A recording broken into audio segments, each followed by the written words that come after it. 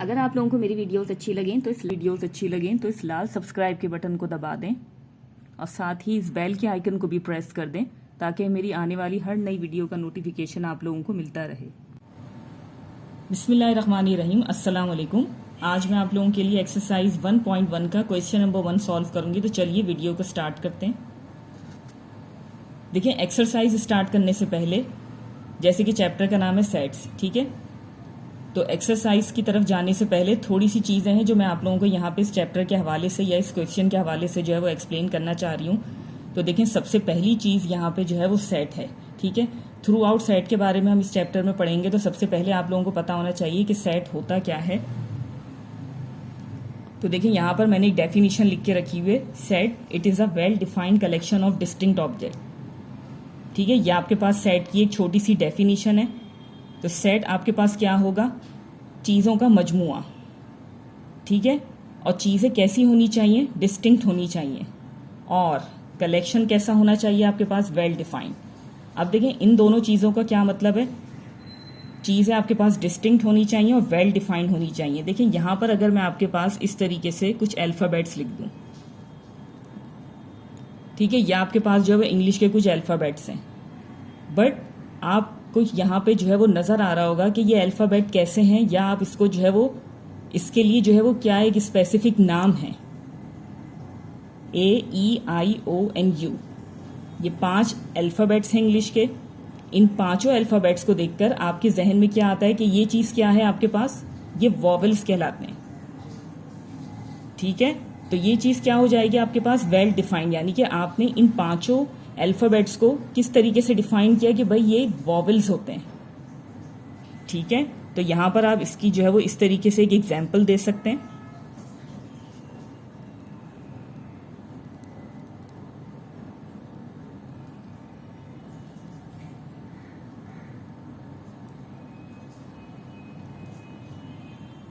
ठीक है, या आपने इसकी इस तरीके से एग्जाम्पल दे दी, ये हो गए वेल डिफाइंड। अब आपने जो है वो इनका कलेक्शन इस तरीके से आपने जो है वो सेट फॉर्म में लिख दिया, ठीक है। इस तरीके से ब्रैकेट्स में आपने लिख दिया, तो ये एक सेट बन गया। ये पांचों अल्फ़ाबेट इस तरीके से आपने इसको कर्ली ब्रैकेट के अंदर डाल दिया, तो ये अब क्या चीज़ कहलाएगा आपके पास? सेट कहलाएगा।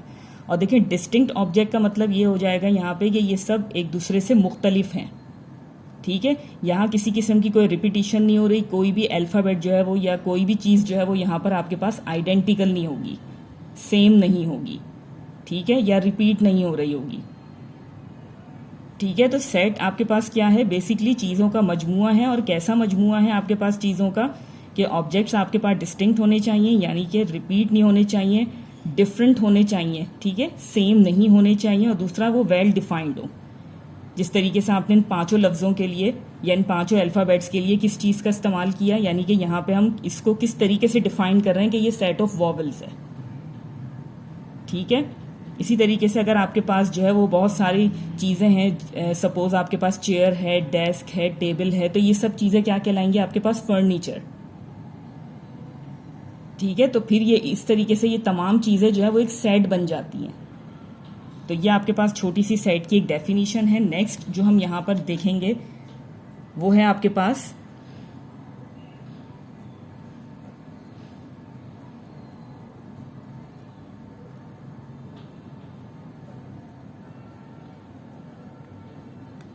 ठीक है, some important sets of numbers. सबसे पहले आपके पास आ जाएगा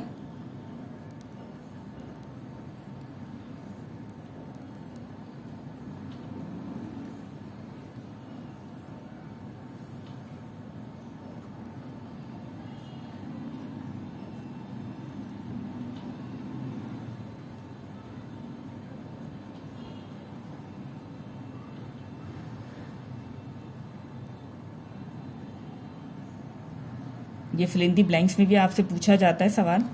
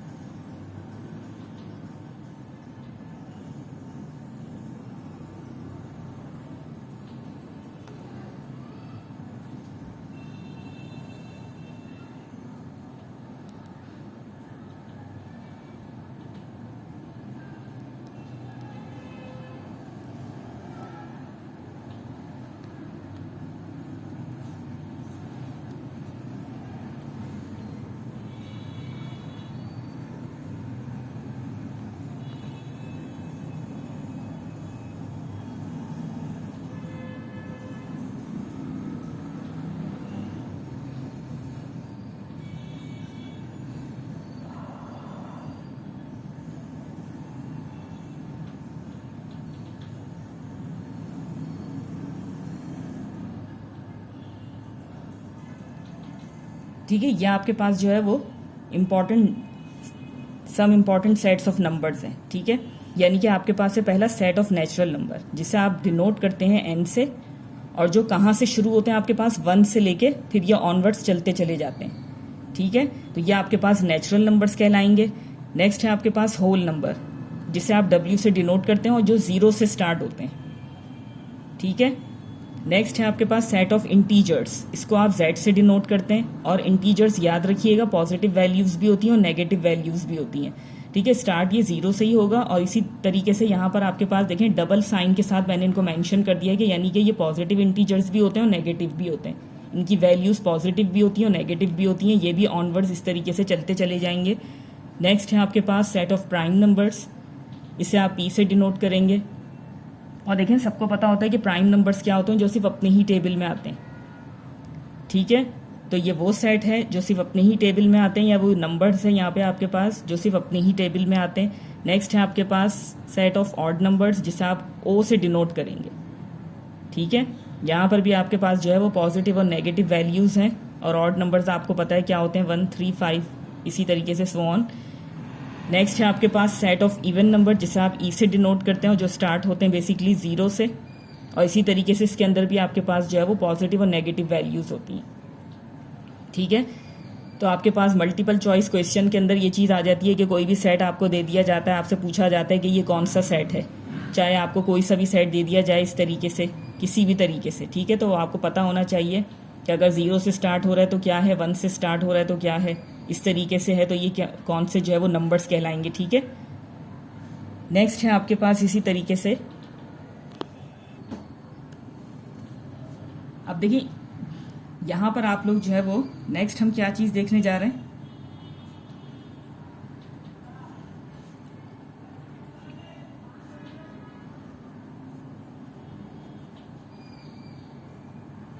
we can write a set in 3 different ways. ठीक है, 3 मुख्तलिफ तरीक़ों से जो है वो आप सेट को लिख सकते हैं। अब वो मुख्तलिफ तरीके आपके पास क्या है, देखें सपोज आपके पास जो है वो ये एक सेट है। ठीक है, ABC सेट की ये वाली फॉर्म जो है आपके पास टेब्यूलर फॉर्म कहलाती है। ठीक है, सेट की ये वाली फॉर्म आपके पास जो है वो टेब्यूलर फॉर्म कहलाती है। अब इस फॉर्म को आप डिस्क्राइब करें कि स्टेटमेंट फॉर्म में, तो वो चीज़ आपके पास क्या बन जाएगी, ये देखिए।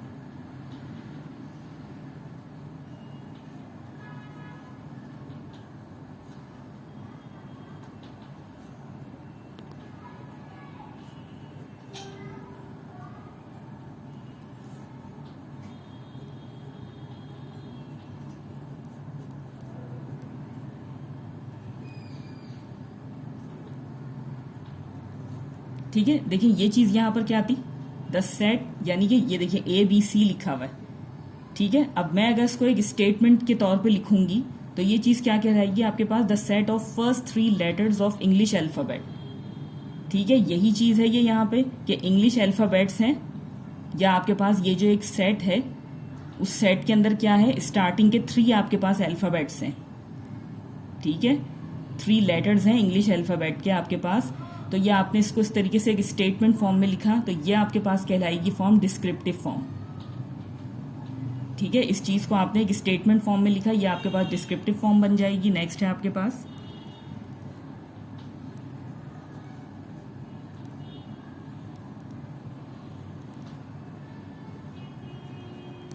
सेट की ये वाली फॉर्म आपके पास कहलाती है सेट बिल्डर फॉर्म।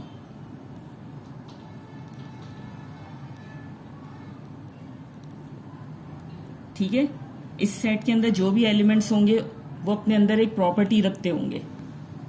ठीक है, तो इस तरीके की फॉर्म जो है आपके पास वो सेट बिल्डर फॉर्म कहलाती है। तो ये कुछ चीज़ें थी जो मैंने आपको जो है वो क्वेश्चन नंबर 1 सॉल्व कराने से पहले ज़रूरी समझा कि थोड़ा बहुत आपको जो है वो उसकी नो हाउ होनी चाहिए। तो चलिए एक्सरसाइज की तरफ चलते हैं, क्वेश्चन नंबर 1 की तरफ चलते हैं।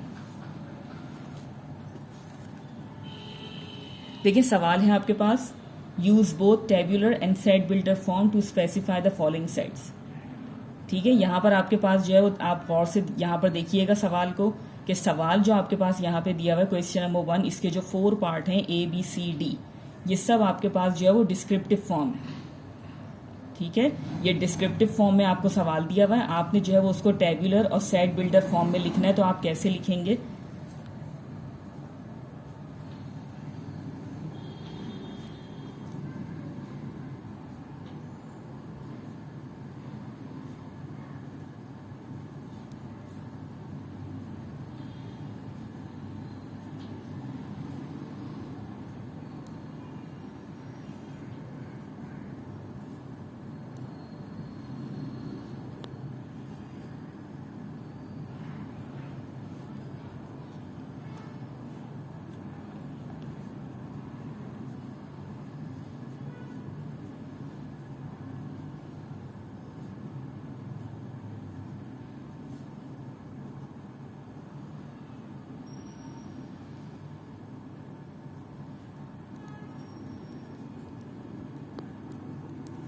ठीक है, ये आपके पास जो है वो फर्स्ट पार्ट है, the set of positive integers greater than 2 and less than 6।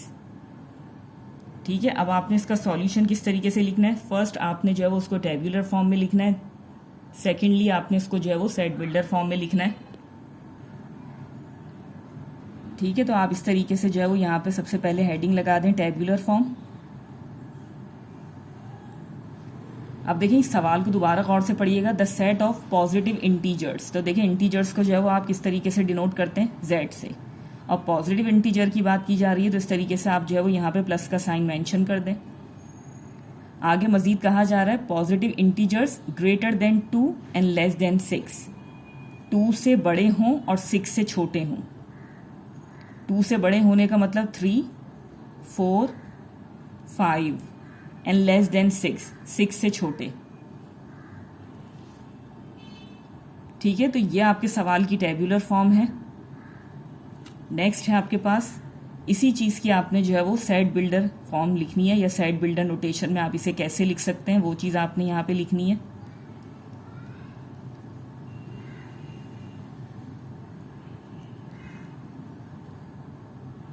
इसे लिखने का तरीका इससे पहले भी देखें, मैं आपको इस तरीके से सेट बिल्डर फॉर्म लिखना सिखा चुकी हूँ। X such that x belongs to positive integers and, अब देखिए सवाल जैसे ही आप यहाँ तक लिख लें, ठीक है, जिस चीज़ के बारे में आपसे कहा जा रहा होगा, अगर प्राइम नंबर है तो आप यहाँ पे p लिख देंगे, होल नंबर के बारे में बात हो रही होगी तो यहाँ आप w लिख देंगे। सही है, वो सवाल पे डिपेंड करता है। यहाँ पर पॉजिटिव इंटीजर्स की बात की जा रही थी इसलिए मैंने जो है वो z पॉजिटिव यहाँ पर लिखा है। अब देखिए सवाल है आपके पास greater than 2 and less than 6। तो देखिए इसे लिखने का तरीका क्या होगा? Greater than 2। अब आप देखिए यहाँ पर जब लिखेंगे इट मीन्स कि यहाँ पर x जो है वो जो भी आपके पास वैल्यू है, ठीक है, यहाँ पर आपके पास x जो है वो ग्रेटर देन 2 है। x greater than 2 means 2 less than x। चीज़ को गौर से समझिएगा। देखिए यहाँ पर जो आपने ये टेबुलर फॉर्म लिखी है सवाल के अकॉर्डिंग, ग्रेटर देन 2 मीन्स 3। अब इसी चीज़ को देखते हुए आपने इसको सेट बिल्डर नोटेशन में जब आप इसको लिखेंगे तो इन चीज़ों का आपने बहुत ध्यान रखना है।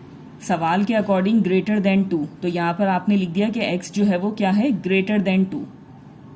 आपके पास देखिए लिमिट्स यहाँ पर 2 हैं, 2 एंड 6। इनके दरमियान में आपने जो है वो अपने आंसर को यहाँ पे लिखना है। ठीक है, या इन दोनों चीज़ों को जहन में रखते हुए आपने अपना आंसर यहाँ पे कंप्लीट करना है, या इस ब्रैकेट को आपने कंप्लीट करना है। तो बहुत गौर से इस चीज़ को देखिएगा कि यहाँ पर आपके पास x ग्रेटर देन 2 था। इट मीन्स कि जब आप इस चीज़ को रिवर्स करेंगे, x 2 से बड़ा है मीन्स कि 2 छोटा है x से, 2 इज लेस देन x। तो ये चीज़ आपने इस तरीके से इस हिस्से को उठा के यहाँ रखना है। ये सेट लिखने का तरीका है। 2 is less then x and x is less than 6। सवाल का अगला पार्ट, लेस देन 6। ठीक है, 2 छोटा है x से या x बड़ा है 2 से। x बड़ा है 2 से मीन्स 3 से आपका सेट स्टार्ट हो रहा है, छोटा है 6 से मीन्स 5 पे जो है वो आपका सेट स्टॉप हो रहा है। ठीक है, इन चीज़ों को या इन वर्डिंग्स को आप इस तरीके से लिखकर साइड में देख सकते हैं। और इसी चीज़ का अगर आप रिवर्स बनाएंगे तो वो रिवर्स आपने उठा के यहाँ रखना है और मज़ीद सवाल को जो है वो यहाँ पर कंप्लीट करना है। ठीक है, and this is your required answer. Next है आपके पास बी पार्ट।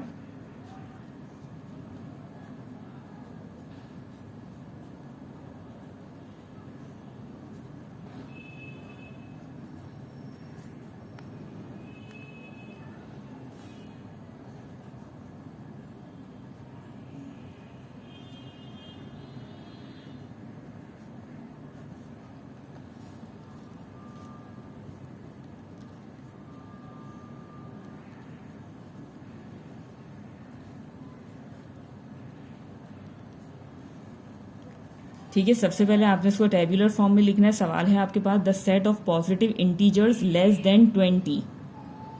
ठीक है, पॉजिटिव इंटीजर्स के बारे में ही बात की जा रही है जो कि लेस देन 20 हैं, दैट आर डिविजिबल बाय 5। 5 से डिवाइड हो सकते हों या डिवाइड, आप उन्हें 5 से डिवाइड करें। 5 से डिवाइड करने पर जो भी आपके पास नंबर्स आएंगे 20 से लेस होने चाहिए, उसका आपने सेट बनाना है। The set of positive integers less than 20 that are divisible by 5। 20 से छोटे आपने पॉजिटिव इंटीजर्स का यहाँ पर जो है वो सेट बनाना है, बट वो तमाम जो नंबर्स होंगे आपके पास या जो तमाम इंटीजर्स होंगे वो डिविजिबल बाय 5 हों, या दूसरे लफ्ज़ों में आप उसे कह सकते हैं कि 5 के टेबल में आते हों। ठीक है, दे थिंक 20 से लेस आपके पास यहाँ पर क्या चीज़ हो जाएगी, सबसे पहले 5 इटसेल्फ। ठीक है, नेक्स्ट आपके पास हो जाएगा 10, और नेक्स्ट आपके पास हो जाएगा 15।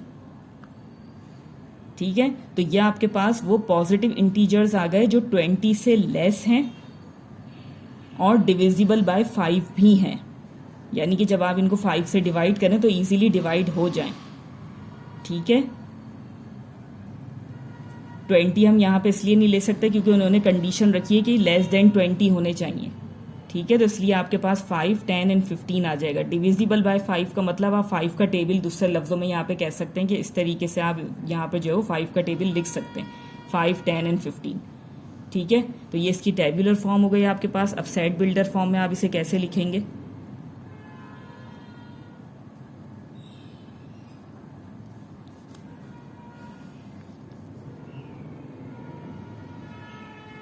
स्टार्टिंग बिल्कुल इसी तरीके से आप लिखेंगे x such that x belongs to positive integers and. अब देखिए यहाँ पर आप इस चीज़ को किस तरीके से लिखेंगे, यहाँ पर आपने जो है वो इसको इसी तरीके से लिखना है, less than 20 that are divisible by 5।